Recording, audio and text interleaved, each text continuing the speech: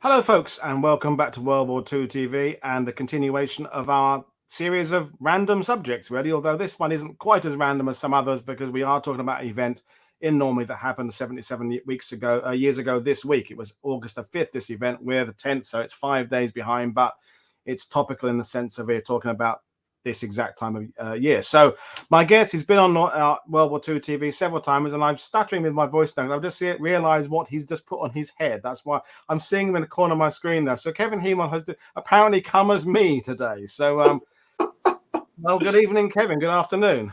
Paul, I was hoping you wouldn't see me until you put it, that you would get the reaction the same as everybody else. But one of my friends told me, he goes, "You got to get one of those, man. He looks so cool with his." So I bought one that's about 5 times too big. I look ridiculous, but I wanted to honor you got to get it's perfecting the angle. You've got to have a bit of a jauntiness. It's down to one side, and I've got about 20 of them, and there's only about 3 of the 20 I really like. The other 17 just don't look right. They're either too big or too small. Anyway, we're not here to talk about my hats, although I of course feel like they Luke are my hats. Costello in this thing, so I'm going to take it off there.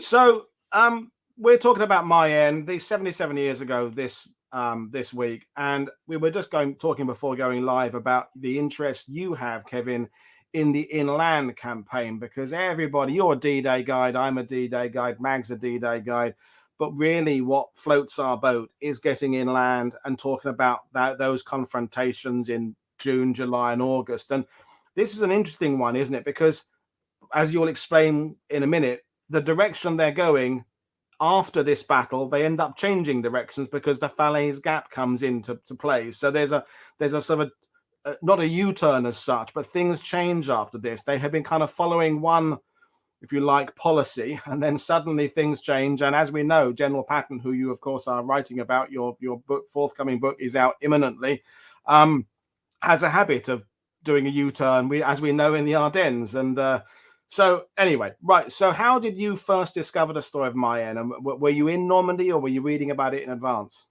No, I was reading about it in advance of my Patton tour because I was always looking for things to add to make the tour a little interesting. Because, you don't want to have people on the bus all day going from the beaches of Normandy to, Falaise. And so what's the book? It's War from the Ground Up by the 90th Division, History of the 90th Division. And what it was a series of letters between, I think it was Lieutenant Burrows Stevens, and I think it was Major Hamilton. And both of them were kind of going back, describing the battle. And I had never heard about it before. So I went into the archives, did the research, and had never been to the area. And so I incorporated into my tour, and I used Google Maps, which we'll use today, to sort of go through it and figure it out. But Paul, I got to say, man, I was so white knuckled on that tour. I was having nightmares the night before that we got stuck in quicksand, that like, what happens if we can't find the bridge? Just super anxiety. And of course, once you do it, it's a straight shot. You can't miss it. So it was something very interesting to me. And then, as I was telling you earlier, Marty Morgan was on my tour one time. There had been a mix up with tour guides. And so he was with me in Normandy, and I'd say, "Marty, do you want to add something?" And he would tell these incredible stories that made me feel small. We've all been there with Marty in that regard. Yeah. And so, but then we got to Mayenne, and I told the story, and Marty came to me at the end. He goes, "I've never heard of this. This is amazing." And so that really kind of boosted my confidence. But, this is definitely part of Patton's story. And it's important for a number of reasons. Not only, is capturing a bridge vitally important, and we'll show everyone how wide this river is. I mean, it's a serious waterway. So not only is it going to help contribute to the encirclement of the German 7th Army, it's also kind of the rebirth of the 90th Infantry Division, which, I hate to say it, is the worst division in the U.S. Army at this point in the war. It was so bad, as a matter of fact, that Omar Bradley, who was commanding the First Army at the time, his staff was telling him, "You need to break up this unit and put the troops into other divisions because it's just, it's got a black cat walking across it. It's such a bad luck division." So it's that combination of important strategic or tactical maneuvering and that sort of rebirth of a division. And there is Omar Bradley there on the left. Of course, we know who he is. And the chap on the right is Well, I'll let you explain. Yes, well, that looks like Wild Bill Weaver, if I'm correct. Yep. Is that right? Yep. You provided me that photo. So real quick, the 90th Division goes in on D-Day. Its commander is Brigadier General J. McKelvey. He had only commanded the division for about 2 months before they go in, and it's pretty much a disaster. They're taking high casualties in a stalemated area. So Lightning Joe Collins brings in a new commander named Landrum. Landrum is experienced. He fought at Attu in the Pacific. And he promises Omar Bradley a saltwater cocktail, meaning I'm going to get to the sea and everything's going to be great. Well, his command makes absolutely no difference at all. In fact, at one point, an entire battalion of the 90th basically gets captured by a platoon of German paratroopers. I mean, incredible black eye on the entire division.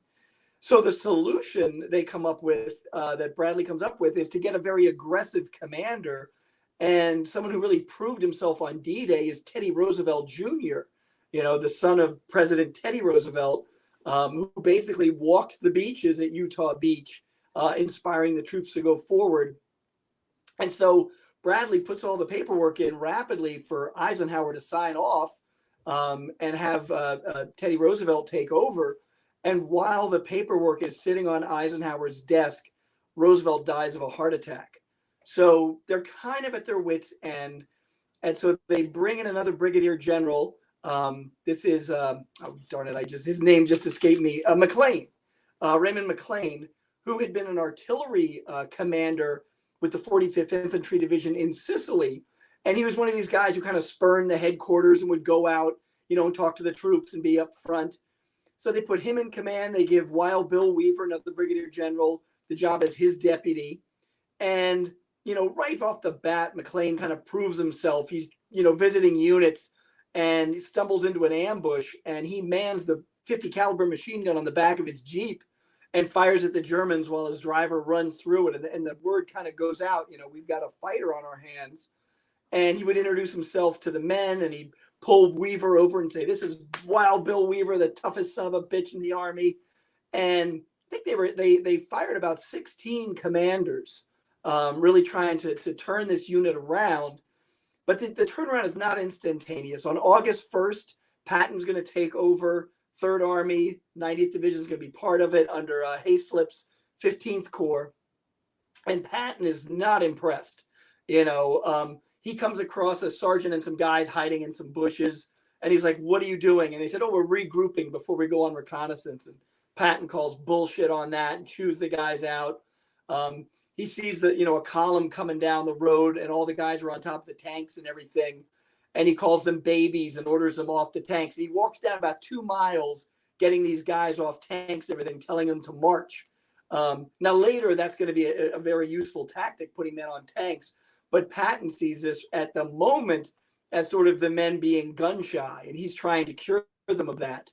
So that's really the first and August 1st and 2nd. But as the 90th, makes progress, and the war kind of changes when Patton takes over. There's the breakout at St. Lo. This is no longer a hedgerow fight.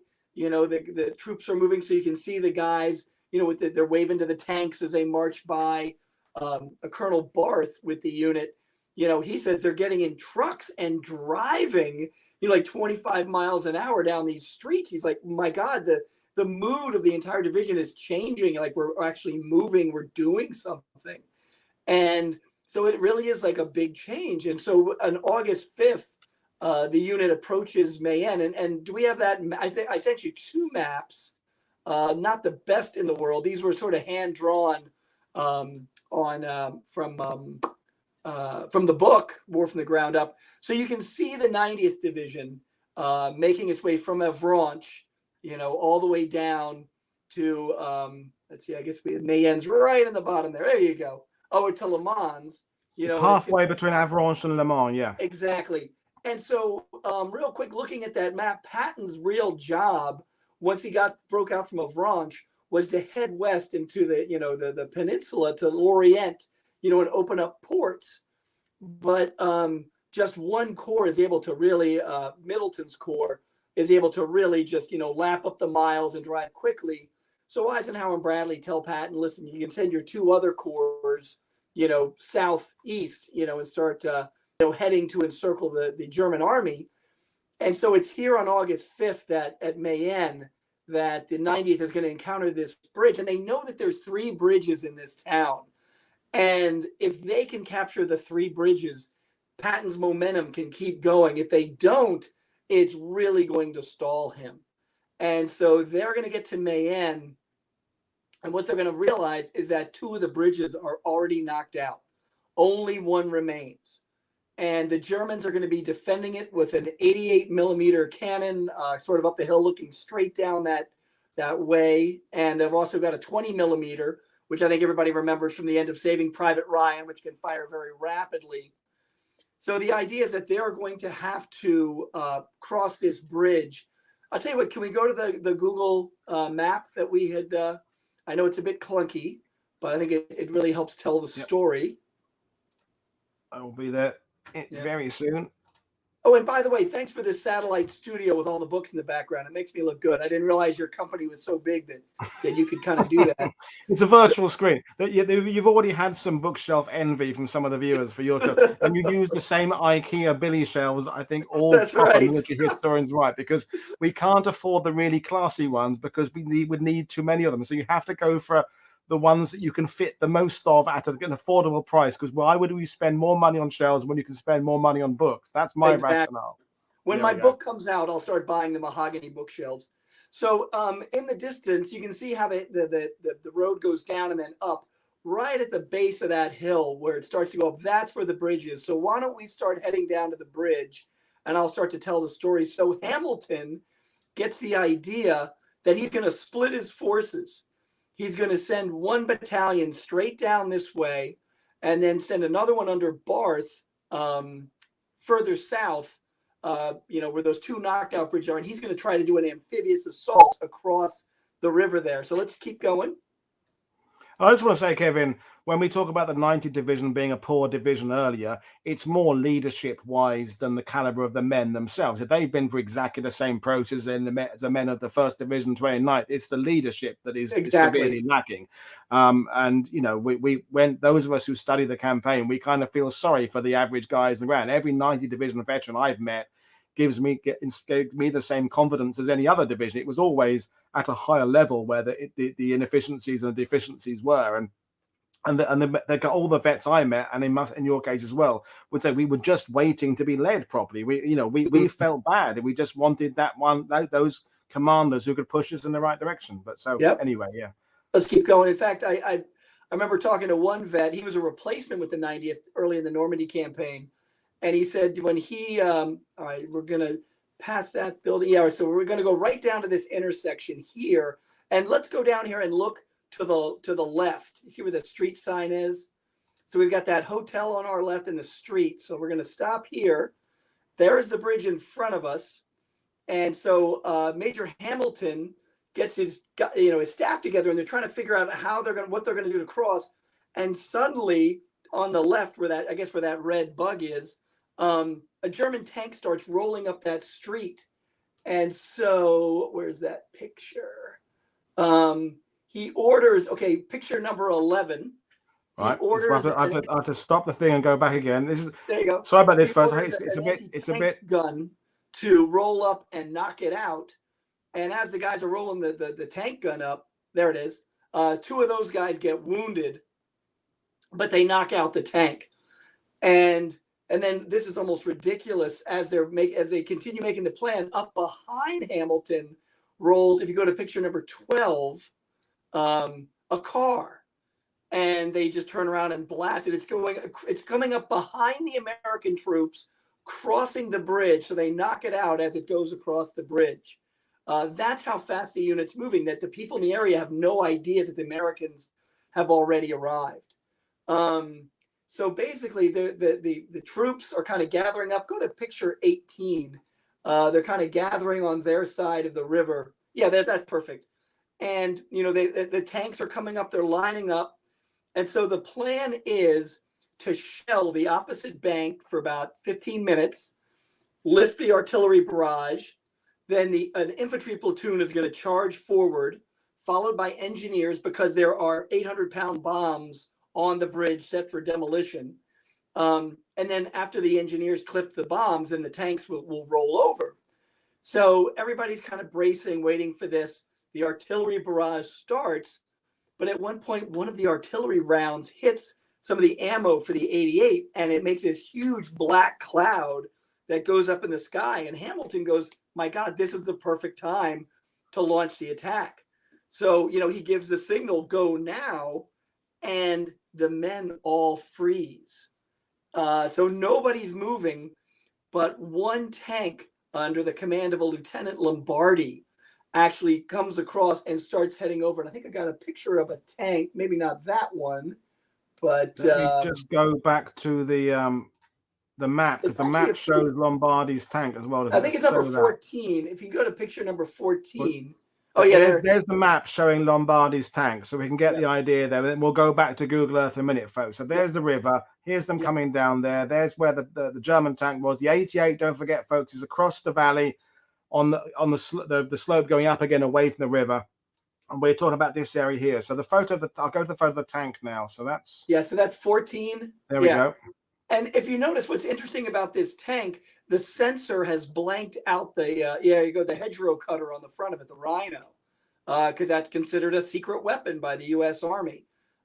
Except, ironically, we don't need it anymore. Exactly. If we go into the hedgerow cutter, as you said earlier, Kevin, we've just got out of the really horrible hedgerow country, and those. I love doing these rabbit holes with you, Kevin, because we're old mates, and so many of those little articles you read on the internet talk about how wonderful the hedgerow cutter was, and of course it was, except it was too little, too late.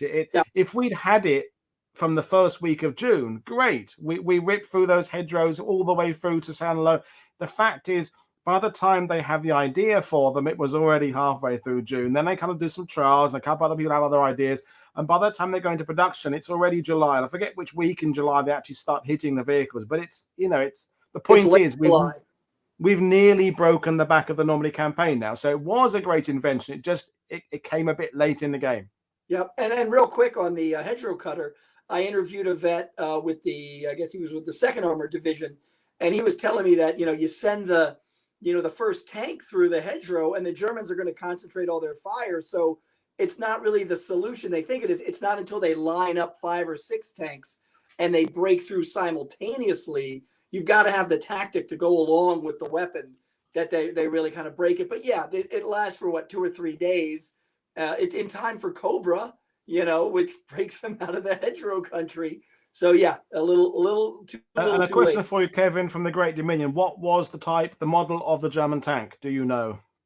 I do not know. It was not referenced by any of the witnesses there. They just said, "Oh, I'm sorry, it was a Tiger tank, Paul. You know that, right?" Oh yeah, it was a King Tiger, wasn't it? And it was commanded by Kurt Meyer and Michael Wittmann sitting there side by side. That's a joke. This is the thing. When you're, as Kevin knows, as I know, when you're reading these reports, if you do get a reference to a tank in the American reports, it will often say a name of a tank that isn't the tank it was. It could have been a Stug, could have been a Mark IV, could have been a light tank. It could have been a mobile artillery piece. But to every GI and probably British soldier, it's a Tiger tank. It's the biggest, baddest thing the enemy has that they're throwing. And I will never correct a vet. I'm like, yeah, sure. Yep, you got it. Yep. It was a Tiger, and it was Rommel commanding it personally. Yeah, and the fact is, although you have these great photos you've supplied us, there aren't any photos that show the tank. We got the car burning, but we haven't got the tank. So, all right, here's the secret about the car. That was a bridge in Germany. When I was illustrating the article, I came across that. That's what a good photo researcher does. You find actual incidents and then you vague up the caption. Yeah, nice. Professional, the tricks of the trade there. But yeah, and tell me when you want me to go back to the Google Earth. Is that now? Let's go back to it. So we're crossing. Yeah, takes me a second. Hang on. No, now. Come on. Don't be so British. There we go. We're here now. So, right. All right. So, and real quick, turn around. To the left, to the right. You got it. You're doing right. So you see this building here with all the windows.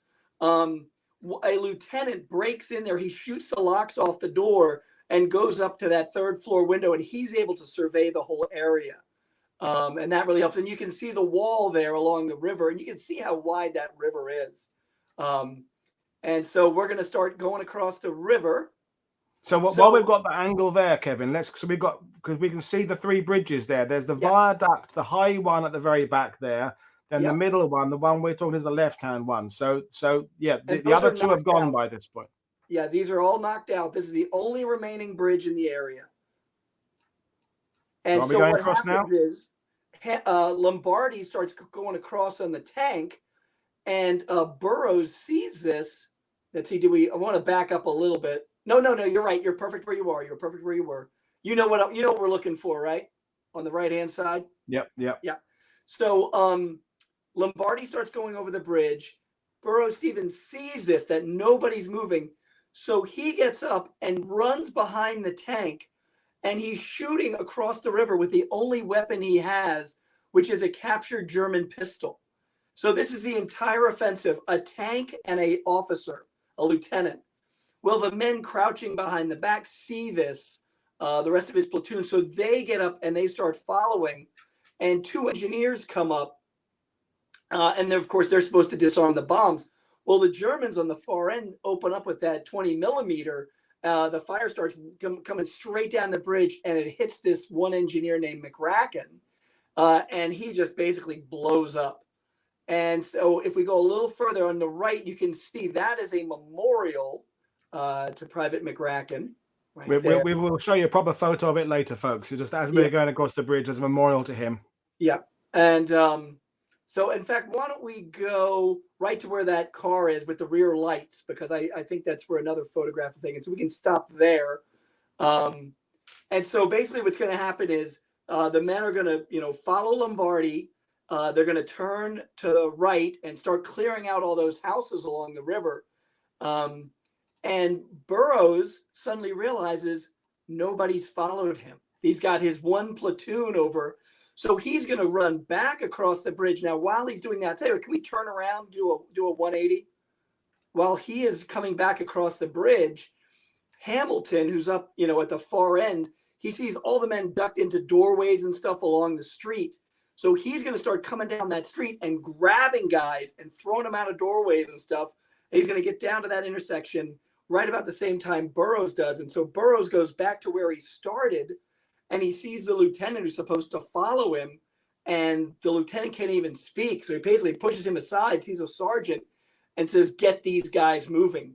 And so that combination of Hamilton coming down the street, Burroughs going to retrieve men, kind of creates this momentum. And so the rest of the company comes across. Now, why don't we take a look across the river here? Because we'll talk about Colonel Barth and what he's doing. So while this fight, the other way, you're good. Yeah, keep it. There we go. Let's see. Now I'm dizzy.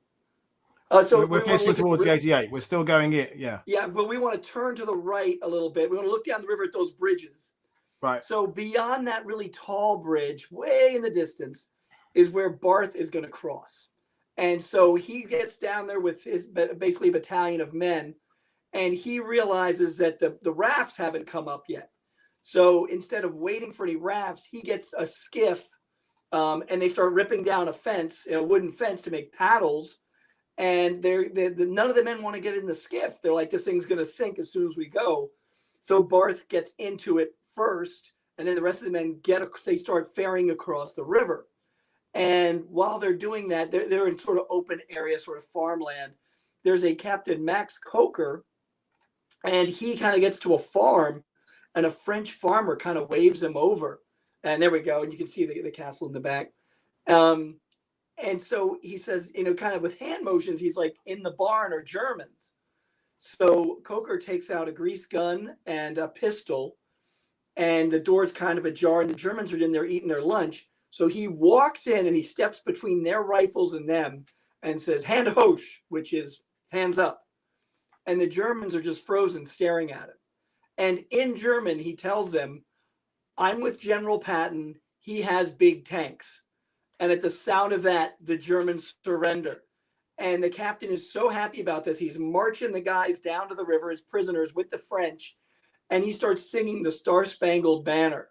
And the French are cheering, "Vive Americans, Vive Americans." So it's this great moment of victory. And so these two forces now on the other side of the river are going to meet up. And basically that is the major part of the battle. That, you know, they've captured the bridge. That's the important thing. Why don't we go back to those pictures of the Mccracken Memorial? And in fact, there's a photograph of Mccracken. So there he is.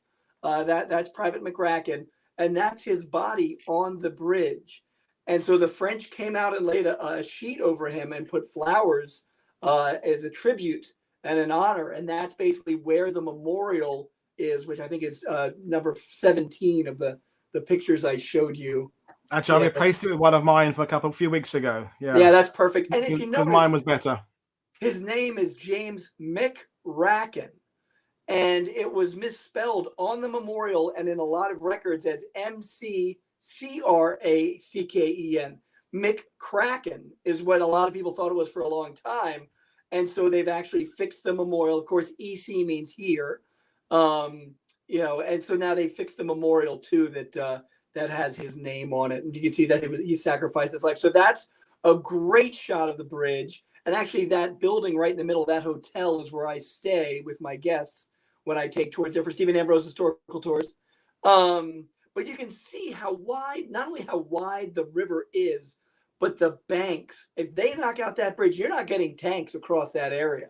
You know, you're going to have it's fair to say, because Joe Balkowski is watching it, the legend that is Joe Balkowski is watching, is that earlier in the Normandy campaign, when we talk bridges, we're generally talking little stone bridges over rivers about 10 foot wide. I mean, there are 4 bridges in Carenton. They're all little short ones. There's the bridge at Lafayette, little bridge there. Even when the 29th are pushing inland towards Saint-Lô, the little bridge, there are a couple of slightly rivers there. The Aisle, I suppose, is a little bit wider than some of the creeks, but this is a proper river, isn't it? It's not the Rhine, but it's looking more like the Rhine than your average creek stream. It's one of the things as you must, like me, you say to Americans, we're approaching a river soon, and you get there and they go, well, we'd call this a creek, Paul. And you go, yeah, it's or the British would go, we'd call this a stream, Paul. You go, yeah, well, it's still a military obstacle. It's still a hurdle. But yeah, this one is a major one, and therefore, these are the photos I took when me and Mag were down there a few weeks ago. So, so you'd have to actually have engineers basically blow those walls on either side. You know, if you can't establish that bridge, then you're going to have to reroute the traffic, you know, off onto a pontoon bridge. It's going to be a major, major endeavor. And here they capture it in one day. I mean, what a difference that makes. And just to interrupt you there, Kevin, Tim Sampson, who said, so we know McCracken was killed. The other engineer, did he presumably survived then? I believe so, but I can tell you that the infantry ended up disarming the bombs. So that other engineer may have been wounded. According to the records of the time, the infantry who were supposed to be rushing over, they had to stop and clip the wires because of McCracken. In fact, when Stevens goes back across the bridge, you know, he crosses the bridge, he recrosses to get everybody else to come. And once he has that momentum going, they're still under fire. He actually picks up McRacken's rifle and says he had to wipe the blood off of it. It was so bloody. And the Germans are still firing it. In fact, a bullet hits a sergeant's helmet and it bounces off his helmet and hits another guy and kills him. So it's still, you know, kind of dangerous as they're going across. And McCracken, Stevens actually lied when he went back to this side of the river. He said, guys, no, there's no fire going on. Everything's fine. You know, and of course they've got to run across and step over McCracken's body. There you know, the knocked out bridge. You can see the church. That is an ancient, well, actually it's more of a castle. There's a museum. Yeah, in it it's a chapel of the castle. Yeah. And yeah. So this is the middle bridge we're looking at here, folks. And these photos came from the wonderful Mayenne town website. Has a really nice little archive of stuff about August the 5th. And so the viaduct bridge is in the background there. Then this is the bridge that was, and we should point out the town was first bombed on, I think, the June the 7th and 8th, or possibly the June 8th and 9th, because of it being a potential route of Germans moving towards Normandy. So it had already experienced Allied air power back in early June, but now the battle is 2 months later. Right. In fact, I hate to do this to you. Okay, yeah. So you can see the Germans did a great job of destroying these bridges. These are not things that are going to be quickly repaired, you know. So that photograph, let's see, that's almost identical to the one, yeah, because you can see the guy walking down the bottom left there. So we can actually line that photo up. Well, there you go. I put my one in because mine was slightly better quality than yours. The angle is a little bit off. It's not 100% right, the angle, but it's got there's the castle and the chapel there, and there's the river bank there. And if you go there, folks, it's still got these very identifiable archways there, which are for the drainage of the rainfall in the town, kind of runs down under the streets and hits the river there. So if you found yourselves down there, you can match up these locations pretty easily. And and it's a beautiful town too. It's a beautiful town. Yep. That's where the sort of the town square is. It's up there. I ran and had to get somebody a prescription, something on one of the tours. Tour guide emergency. Yep. That's just. Let's go back to the Google Earth, and you can show us a bit more of it. You read my mind. In fact, that photo we just showed of the man sort of standing in the rubble and you pointing out the church and the castle. We can position ourselves right there. So if you go a little further to the left, right to where that car brake lights are, and then we turn and look across the bridge. That's basically that same angle. So that white building on our side of the bridge now, that's a visitor center, a tourism spot. Yeah, and. Basically, across from it is a tobacco place, which a lot of my guests stopped in. And actually, if you're leading towards, or if you're thinking of visiting the area, you just drive across the bridge, make that right turn. You can go park down in that grassy area down near the water. It's very accessible and visitor friendly. That's exactly where I parked about a few weeks ago. Yeah, and we're going to carry on up the hill to where the 88 was, won't we? Because we can do. So don't forget, folks, although the bridge has been taken, there's still this danger. And this time it genuinely is an 88, because when we talk about, as I said, the tank could have been a Tiger, could have been. In this case, the 88 actually is an 88. We actually have physical proof, and we're very excited about this. And this is the route Lombardi goes. He's going to keep going up the road here. He will eventually recross the bridge. He's going to run out of ammunition. He's blasting everything he sees. And the men are, basically they're knocking down doorways and getting through. So right past this truck, right where the street sign is with the circle with, all directions, why don't we go up to that sign there and we'll turn around once we get up there. Well, yeah, you're good. You're good. As we turn to the right, you'll be able to see a brick wall. There it is, a stone wall. And you'll see a building. And if you could scroll up, we'll see that. Yeah, you can see the chimneys on that building. And then let's turn and look straight down that road. Hang on. Where's Magui Neater? There we go. So you see the wall, you see the building, you see the street. So you want to go to that photograph? No, I'm just going to get it. Just not quite happy with it yet. Yeah. Right, now I'll get now. So remember that, because I can't have both on the screen at the same time, folks. So here we go. Stone wall, buildings in the chimneys. And there's your historian. So there we are. Boom. So there's the 88, and you can see just how vital this bridge is. I mean, as far as the eye can see, there's Jeeps and trucks. Actually, I think it's all Jeeps. The American Army is so more mechanized than any other force, I believe, in World War II. And that bridge, you can see the hotel, there with the black windows. So that is, kind of where the battle takes place. Oh, you jumped ahead. I didn't mean to do that. So what knocked out the 88? Do we know? No, there's nothing specific that says it. I mean, I would assume it's Lombardi's tank, unless it was it couldn't have been the artillery. Well, I guess it could have been the artillery barrage beforehand. But I honestly do not know. I don't know why. This is the joy of researching battles that haven't been covered too much. And I think probably, I didn't say at the beginning, one of the reasons this battle doesn't really get talked about is just a couple of days later, Operation Luttich starts, the big German counteroffensive towards Avranches. Yes. And as we always talk about World War II TV, the people can only kind of handle one timeline at a time. So it goes, when you're looking at the Battle of Normandy, it goes Cobra, Luttich, Falaise Gap, and this battle for Mayenne, which, as you said, at one point it was one tank and an infantryman with a pistol going across the bridge, but incredibly important, kind of, as again we always say, kind of falls through the cracks and doesn't get talked about. But let's go back to the image of the Google Earth image, so we can just match it up again. You can keep on talking, and I'll go. I'll just keep on talking. So the real kind of exclamation point at the end of the story is there's those stone wall, there's the building, and you can see the chimneys just like the photograph, and then that straight shot. And it's like, when you're driving around this area, you would never know there's a bridge up ahead. It's so subtle. It's like all of a sudden, bang, there's the bridge. Mayenne, I believe, is a big vacation spot for people who like to bike. I don't know if it's part of the Tour de France or not, but I know that it's considered a rest haven for a lot of bicyclers.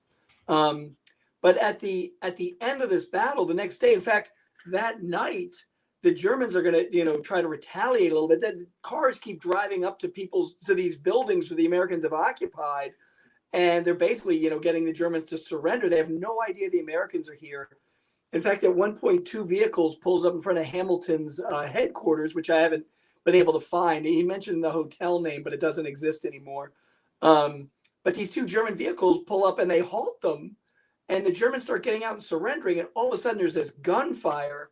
And what happened was 2 of the Germans got out behind the vehicle and started firing at the Americans. Well, a Jeep with a .50 caliber comes, cutting around a corner and starts machine gunning the Germans. And then 2 army captains with Thompson machine guns come running up either side of the vehicles and just gun down the Germans. And Hamilton said, one of the bodies was so shot up, it was like a sieve. There was so much blood coming out of it. But yeah, in fact, the Americans take it so quickly that while the sun is going down, because this attack goes on about 6 p.m. Of the evening, the later hours of August 5th, even though it's, daylight savings time, it's very light. But as it gets dark, German bombers come over and fly further west and are dropping flares and bombs because they think the Americans are so much further behind, where they are. So this really is a shock to the Germans, and basically gives Patton that arrow, to head east and start encircling the German army.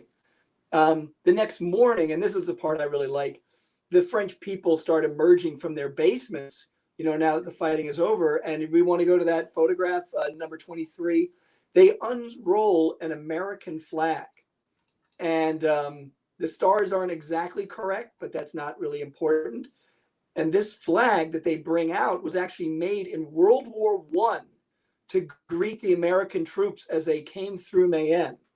And so they unfurl this flag, which they had hidden since 1940, since, Germany invaded France. They had kept it hidden. And so this flag is able to kind of come out for the first time in 4 years. And it's a great tribute to the Americans who have liberated the town. So I think that's kind of a nice kind of exclamation point on the story. In fact, when the article came out, and then later as part of a book, that enabled me to make contact with a Frenchman who's sort of an historian for Mayenne. And he had never seen that flag before and did not know the story. And I only came across the photograph. I was in the National Archives looking at photos of Mayenne, and I saw that, and I thought, oh man, that's how you end the story. You tell the story of the flag. So I wrote that story, maybe 2005. And when I went to work for the U.S. Army, the Combat Studies Institute, working on Afghanistan, writing about Afghanistan, the Chief of Staff of the Army wanted to give historical examples of, orders kind of filtering down, creating a mission, something called Mission Command. And so they created a book called 16 Cases of Mission Command. And I went to my boss, Don Wright. I said, well, I've done a piece on Breakout Manor. That's kind of the story. He goes, I don't know. He goes, but that story you wrote on Mayenne was really cool. Let's do that.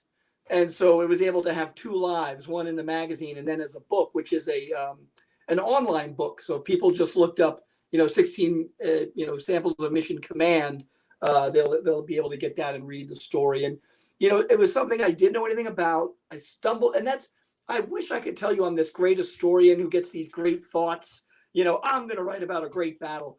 I stumble across this stuff, get an interest, go to the archives, start digging, interview vets, travel to the area. So it's really a very organic, way these things are created. And I'm glad that I could illuminate something. And I've had guests come to me and like, that was a really cool story. We're glad you brought us there off the map. And so it's been a very satisfying experience researching, writing, and experiencing the Battle of Mayenne for me. I hope people feel the same today. I'm sure they do. And I've just been flicking back and forth, as you've noticed there, between Google Earth and that wartime imagery we have. I still can't match up those exact buildings. I've tried. I've been up down that coast. Have you matched up the buildings exactly? Oh, like 5 times. You're just a bad historian, Paul. That's the trouble. I just couldn't No, work I it have out. not. I couldn't. Yeah, I am a bad historian. Yeah, I just couldn't get them exactly. So, Yeah. well, let's try and do it then. If you, I'll go back to Google Earth again because I couldn't get it right. Let me try again. That photograph I don't think was in my original article. So that I've seen it, but I never really. So I guess I promise you the next time I go, I will. Yeah, that wasn't in my article. I will try to find that. You know, there's another illustration that I found. It's not Mayenne, but I thought it did a nice job of sort of illustrating what was going on there. Photograph number 10. Right, and we're going back to that again. Hang on. This is I will this is a busy show for me tonight, doing all this work. I blame Mag. But number 10 is 10. Yeah, they're not numbered in my present. What was it of? It's two gentlemen firing from a window, from like a second store window. Oh, maybe it didn't. There it is. I think that gives you an idea of the fighting in Mayenne. You see, one guy's got a grease gun, the other has an M1 Garand that he's pointing out, and those are actually 90th Infantry Division soldiers. You can kind of see the tough hombre patch. The patch for the 90th, it's a T and an O, and it was meant to represent Texas and Oklahoma in World War I. That's where most of the officers were from. But in World War II, they said, no, it stands for tough hombres, TO. And I remember my fellow historian, Tony Carlson, said, hey, you don't spell hombre, it doesn't start with an O. And I'm like, you go tell the vets that. You know, it starts with an H, but if that's what they want. It's one of those, just deal with it, go with it, yeah. And I just want to, I know your presentation, but I want to show this map I added of the situation afterwards, or as well, because this is the thing, isn't it? As I said at the beginning of the show, Kevin, the plan kind of changes a bit after this because of events happening elsewhere. I mentioned it myself, Operation Lutich happens. So if you want to kind of run through the next few days, that would be great. So the important thing is they get the bridgehead at Mayenne. And now Patton's Third Army, he's got 2 corps that are basically just starting to sweep east.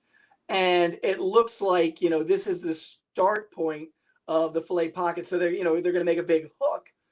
And Hitler sees this, and he'd been planning it for a while as soon as there was that breakout of Avranches. And is Avranches in there? It really isn't. Avranches is a port city. And actually, go to that original map I showed you. That original one, yeah. Hang on. Yeah, keep talking, I'll get there. Yeah, it's kind of like a door hinge where if you can break the door open, you know, everybody can break in. And that's what the capture of Avranches is. It's where the army, there we go. You can see Avranches right in the center. And this enables Patton to break east, west, south. I mean, you know, to go in all these different directions. And so Hitler sees this and he says, well, all we have to do is retake Avranches. That'll stop the entire offensive. You know, and all I've got to do is take some armored divisions away from the British. You know, we'll concentrate them in an area. We'll just charge forward. And of course, his commanders are like, we can't take these, you know, panzer divisions out of the line. We're holding on by our teeth. And yet they do manage to pull a couple of divisions out. First and second, I think, SS armored.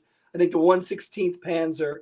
I said armored, I mean Panzer. Please don't massacre me, people, for that. And so they follow Hitler's orders, and there is a lot of ground fog on the day that they launch this attack. And so they reach Mortagne, but it's there on this sort of mountaintop that an entire, just a battalion, about 700 troops of the 30th Infantry Division, they're going to fight surrounded for a week and hold out. And, you know, I found this in my research, so I always love sharing this, and I'll edit it so it's not a dirty word. But, you know, there's a number of books where they talk about the Germans coming through and saying you need to surrender, and how the veterans always say, well, we're not going to tell you what we said to them. You know, they basically, the lieutenant they told to surrender said, go F yourself. You know, to me, it's almost better than nuts. And if only we had done a show about that last year. But hey, we did. So, folks, if you haven't seen our 2-part show on Mortagne that we did on the anniversary of the battle last year, so it was Kevin was one guest and Frank Gubbles was another guest, And we had some issues with cameras failing because it was the hottest day of the year last year. It was crazy, but you can see Mortain Part 1 and Mortain Part 2 where we talk about that epic conflict on the hill. But what Kevin is getting to is, if we look at the map here, after Mayenne, they're still heading kind of southeast. Laval is on that way there towards Le Mans. But of course, then about the only time an Allied force in Normandy was going north, because as you can see there, the 90th Division and the 80th end up going due north up towards Chambord, which, as we now know, was the southern part of the pocket. The Germans are now retreating their way out of. The 7th Army have got themselves into all sorts of problems over in Mortain, as Kevin just explained there beautifully. And they're now realizing, oops, it hasn't worked. Von Kluge, who was leading it, who replaces Rommel, because Rommel's been shot up in a staff car, is kind of going to pieces. He ends up committing suicide. It all gets very complicated. Then the German army has to get back between a 3-kilometer gap between Chambord and Saint-Lambert-Sadie. So the 90th Division, who, interesting now, Kevin, I'm with you on this, they've earned, I would say, one set of spurs. I don't think they've quite become a really good combat unit. Then, I mean, by later in the war, by the winter, I think they are really good. I would argue that by the end of the war, they're up there in one of the top 2 or 3 divisions. But I would say they've got kind of one set of spurs, and they push on up towards Chambord and hold the area there. But I still, you know me, Kevin, as a Brit, I feel the 90th Division do slightly underperform in the Falaise pocket compared to the Canadians and the Poles who are nearby. So they're getting better, but they're not quite out of the woods yet. What's your interpretation on that? Well, the first thing I spot is this map is actually incorrect. The 80th Division is going to go to Argentan, and then it goes to the left a bit, doesn't it? It's nearly right, but they kind of go. Yeah. And so the plan was for the 80th to close the gap. You can see all the arrows coming together. But the 80th was a green division, and they really had trouble engaging the enemy. And the Germans counterattack, I think, about 3 times and keep them out of Argentan. And so it's really up to the 90th to close the gap. And they didn't really expect to get that job. But, there is a Medal of Honor recipient in the Battle of Chambord who knocks out a number of tanks and then helps other tanks, directs them to knock out German tanks. But the initial entrance into Chambord, it's just smoking with lots of dead horses. It's the Poles that are really doing the heavy fighting further north. Actually, I shouldn't say it. There was fire crossing the street because the American officer is down on his hands and knees coming up north up the street. And he looks up and he sees this guy in a British uniform walking towards him. And it's the Polish officer that they're going to shake hands. And they're going to unofficially say that the gap is closed. But I think they're gaining the experience and the confidence here. And to me, it's not the Bulge. It's really the Metz campaign, where they are a very professional, very aggressive unit that does kind of lights out, capturing very tough, forts in pouring down rain. That to me is where they really earn those spurs. And who do they get as the commander? They get another commander, don't they? They get McLean, and then they promote him out, and it's Van Fleet. Van Fleet, that's it. Yeah, and Van Fleet, of course, was Eisenhower's classmates and really fantastic. I took his granddaughter on a tour a few years ago, and Colonel Van Fleet, as he was originally, then General, amazing career. And I think it's probably under Van Fleet the 90th Division really, really come of age. But yes, we could make this analysis of all the divisions that fight in Normandy. They all go on some kind of learning curve. Even Joe would admit, as thoroughly well trained as the 29th were. And they were arguably the most well-trained division that went into Normandy because they've been in England for so long getting ready. But their curve... careful, you're going to get a fight. You're going to get in fight with 82nd and 1st Infantry Division. But yeah, they all go through a curve of improvement, don't they? Because they're dealing with changing situations, changing terrain. I mean, the 29th have a terrible time, not least of it because of the terrain and the Germans being rather stubborn. But it's a learning curve. The British, the 50th Division, the British 3rd Division, the 51st Highland Division, they're all going through a curve. It's just if you read about the Polish campaign, the German army's going through the curve. They're all green. They have some difficulties early on. So that's just the nature of combat. I was going to tell you the thing with Van Fleet. There was another officer named Van Fleet that was kind of a screw up, And so Marshall, every time they sent up, hey, we got to promote this Van Fleet, Marshall would poo-poo it. And then finally, the sort of misinformation was straightened out, and they're like, no, that's a different guy, and that's when his career goes meteoric. And he will later, after World War II, he'll put down, a communist uprising. I think was it Cyprus, and then takes command of the troops in Korea. So his career, I mean, to any of our listeners who are older than us, they know that name, Van Fleet. So a very, very impressive. And my favorite Van Fleet story, told by his granddaughter, I'm going down another World War II TV rabbit hole, is his ex, because he lived to be like 103 or something, Van Fleet. He was really up there when he died. Him and Doolittle.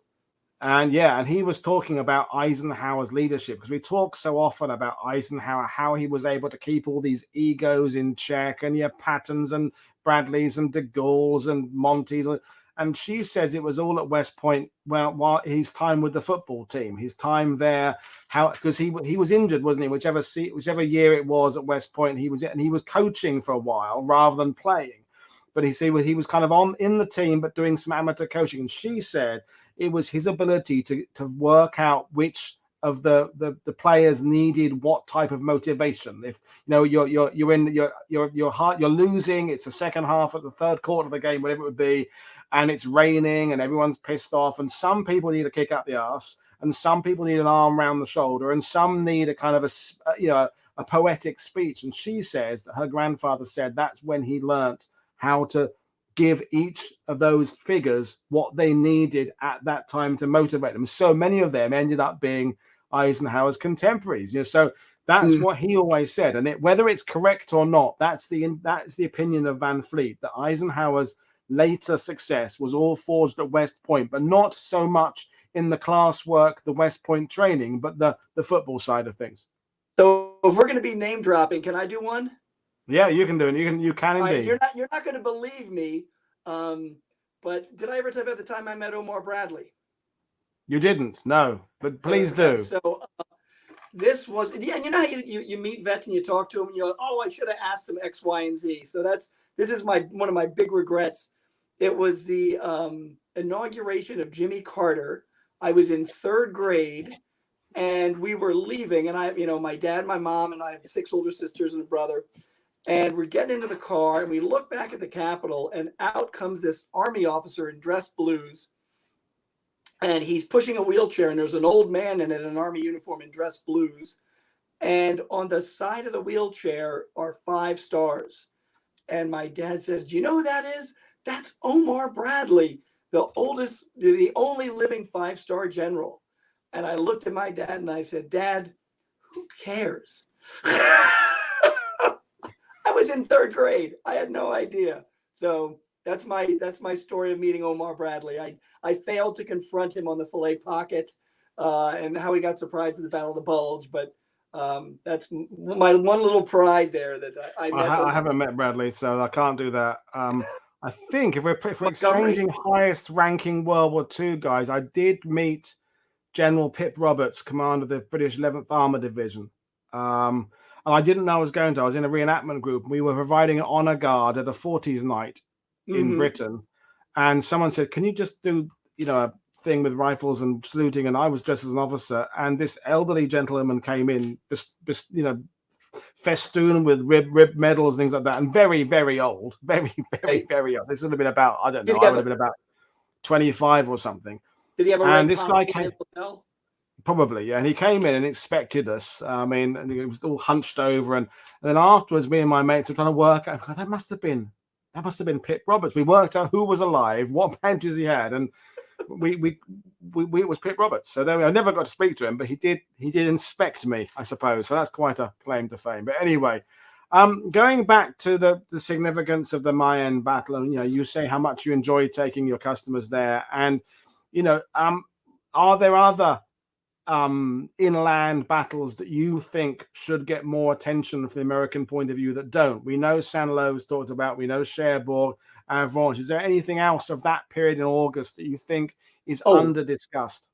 For August, no, because Argentan, there's really not a lot to see in Argentan. There's a resistance memorial, and I take people to the river where the bridge was blown that kept the 5th Armored out of there.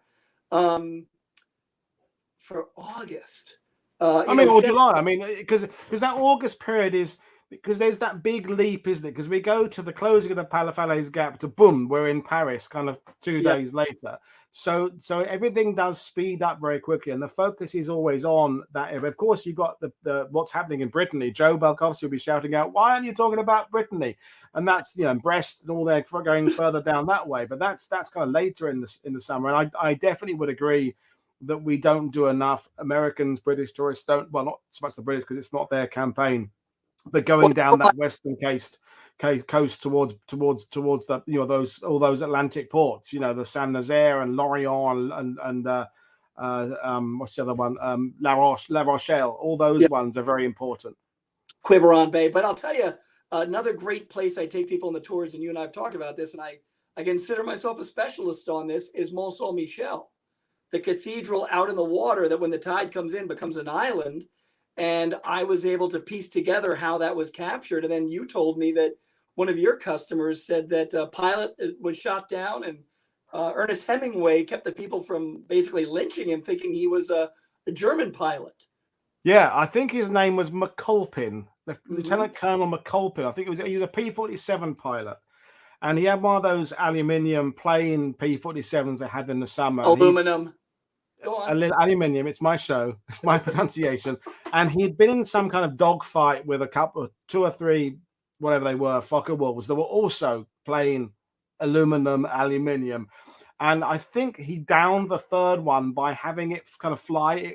He got it to fly in behind him, and it hit the ground or something. And he's sitting, this guy, in his P-47, lying in the mud flats, just with Mont Saint Michel literally a few hundred yards away, thinking, "Am I going to sink? Am I going to?" But having just lived this nightmarish dogfight, come down in the mud. And as you say, these French civilians can't start coming towards him from the island. This has been sometime late July or so, I don't know when it was, and then it's like the crowds in those old Frankenstein movies. They're kind of got all pitchforks and why are they angry at me? They think, so hang on, they don't think I'm a German. They don't think that I'm the German aircraft, and he realized they think he's the German, not the American. So he's kind of clawing around trying to find something that's obviously American, a packet of Camels or whatever it would be, and he hasn't got insignia on his jacket. And anyway, the crowd come up, start rocking the aircraft and and he can't communicate, and he doesn't know where to get out. Anyway, a disheveled kind of guy with gingery beard and all breadcrumbs and stuff and tobacco comes up and speaks in perfect French to these French people and says, stop this. And he shouts up to the guy in the aircraft, "Who are you, son?" And he goes, "I think it's McCulpin, Lieutenant Colonel McCulpin," whichever, he gave his fighter group or something. And the guy says, "Sue, we'll come out of here, son. We'll get you cleaned up and get you into town and get you a shave and a beer or something." And the pilot says, "To who am I talking?" He says, "Just call me Ernest. It's Ernest Hemingway." And Hemingway, who'd been, of course, a journalist on D-Day, had in typical Hemingway fashion, because I think he's behind the lines at this point. He's ended up wandering beyond the lines, got himself to Mont Saint Michel, realized there are good bars there, and has been drinking for a few days. And as we know, he spoke French, he spoke Spanish. He just could blend in by looking like an every guy. And so this guy was rescued on the ground by Ernest Hemingway. And my other Mont Saint Michel story, by the way, if we're going to go down rabbit holes, I'll let you do one. So I took a guy on a tour years ago called Arnold Stapp, and he was in a half-track unit that came ashore in Utah, one of the mechanized cavalry ones. I couldn't tell you which unit it was. And he was one of the only veterans I had who actually physically shook when we got him into the hedgerows. He would actually get all nervous. That kind of thing. Yeah. He'd be kind of trying to dive into the cover of a tree trunk. He just would he wanted to see it, but his instincts kicked in. Anyway, they were coming. So whatever unit he was attached to, they were coming down the western coast of the Cotentin. They're coming down Carteret, Barneville, blah, blah, blah. They're all down there. And his officer said, "We're not really sure what there is at Mont Saint Michel. We don't think there's any Germans there, really, but we want to do a reconnaissance across." So, and real quick, you can see Mont Saint Michel from miles and miles away. It just dominates the horizon. Yeah. Now, as we know now, there was the causeway across, and now it's been replaced by a bridge. But the causeway is kind of more to the south. So anyway, the way they were approaching, he's just a sergeant, Arnold Stapp, and he had like 6 guys with him. and they could see this, and they could see that they had no idea, as you said, that the tides are incredible, that people drown there, they die there, they get caught. It's not a nice place to be.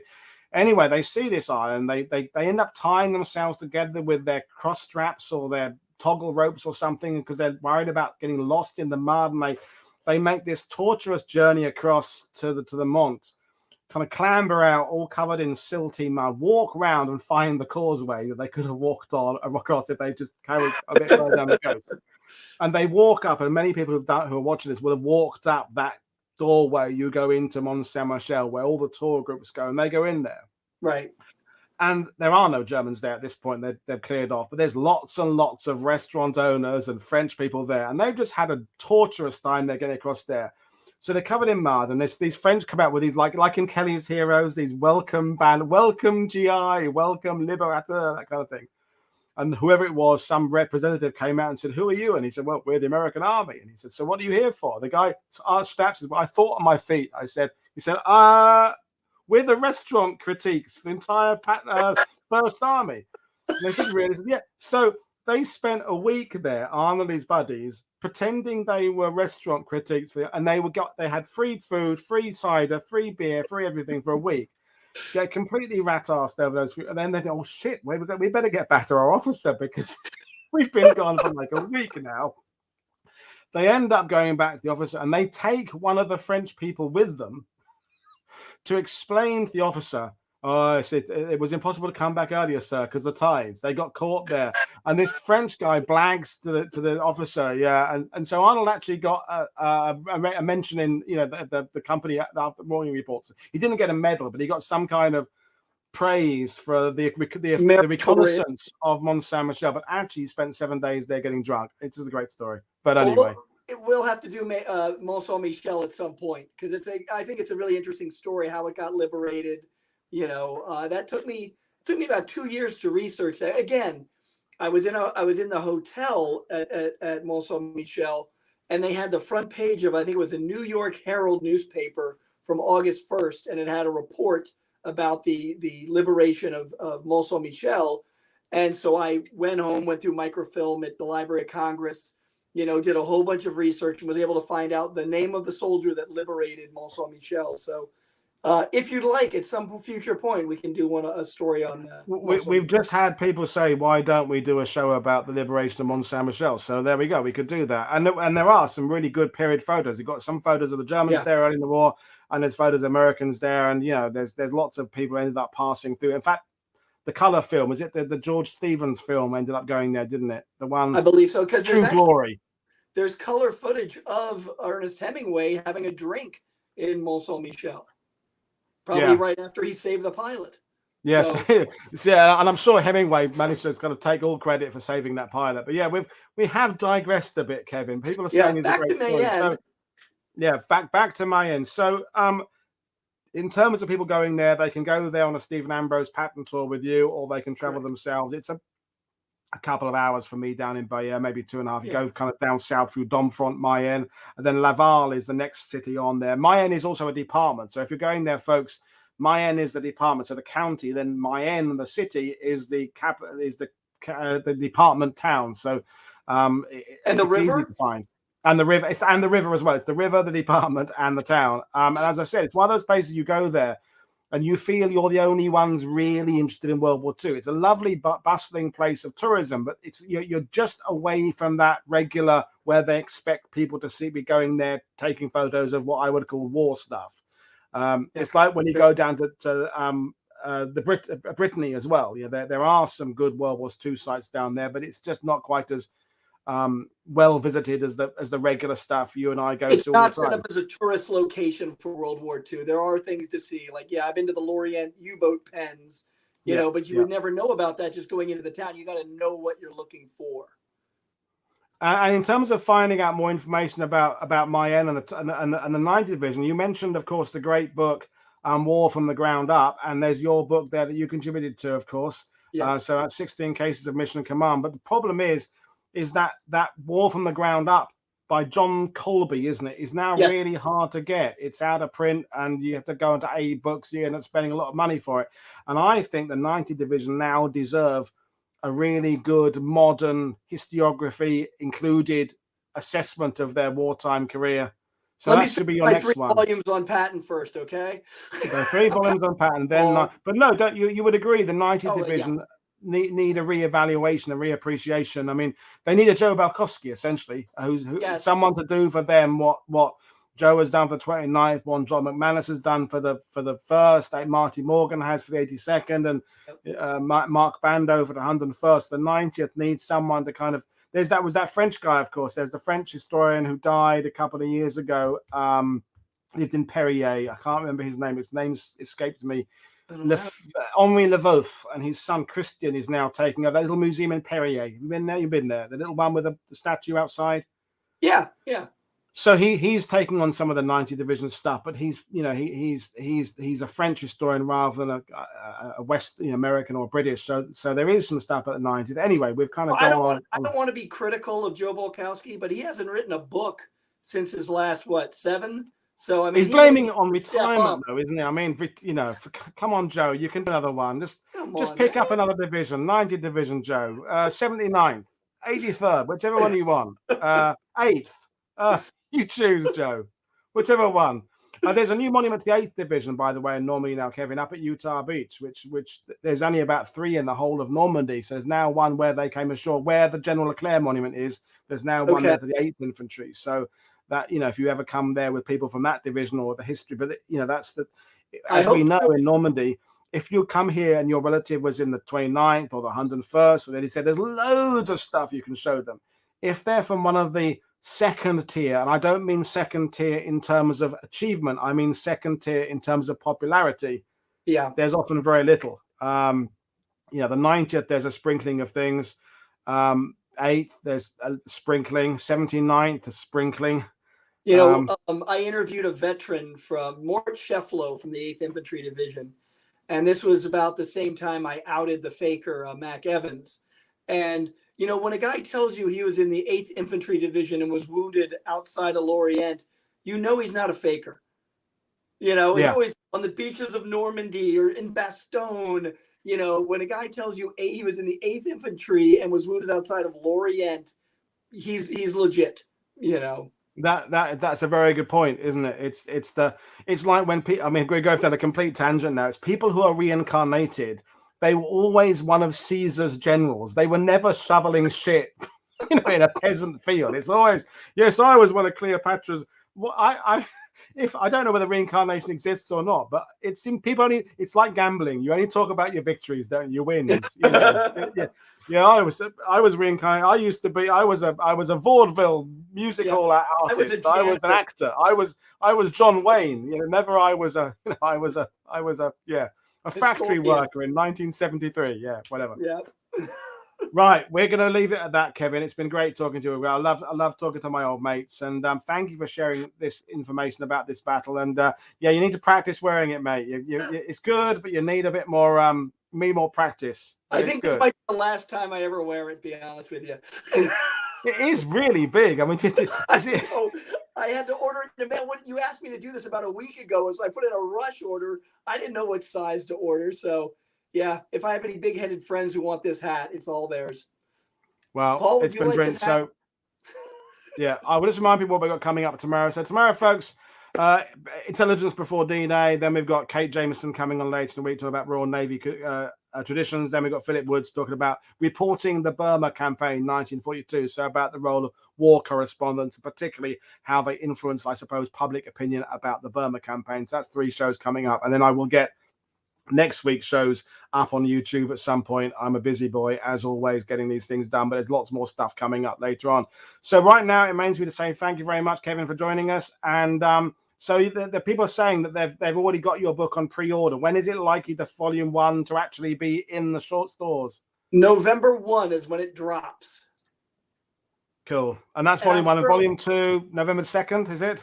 Volume 3, November 3rd. But I'm sure I'll be on World War II TV to talk about Volume 1 when it comes out. Absolutely, yeah. And we can never talk about Patton too much, really. There you It's go. lots of stuff to talk about. Anyway, there we are, folks. Thanks, Enjoy the Paul. rest of your day. I'm going to go and watch the rest of the Ipswich game. Apparently, Darren has reminded me we're losing 1-0. It's just a cup game. It's not an important game, but Ipswich are losing par for the course. So thanks everybody for watching. I'll see you all tomorrow. This is Paul Woodadge for WW2 TV saying enjoy the rest of your day. Thanks, everybody.